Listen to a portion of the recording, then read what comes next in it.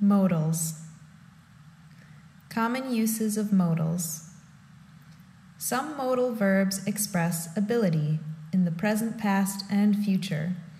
These verbs are can, can't, could, couldn't, will be able to, and won't be able to. Some modals express certainty, like will or won't. Modals can express possibility, like can, can't, may not, might, and might not. Some modals express obligation, like must, have to, should, shouldn't, or need to.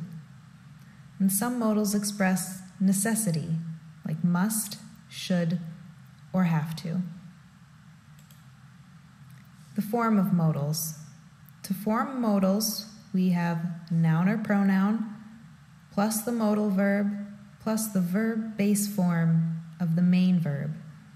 For example, we could go to a movie tomorrow. She can't drive yet. Pure modals. There are 9 pure modals, and they are can, could, will, shall, should, would, may, might, must, and they follow these rules. They are followed by a main verb base form.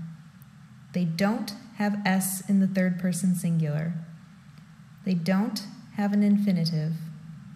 They do have an ing form. They don't have a past participle. Questions are formed by putting the modal verb before the subject.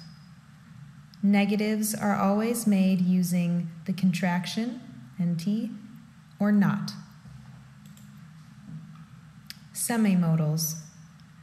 There are also semimodals, and they are have got to, need, used to, had better, must have, must be, and be able to.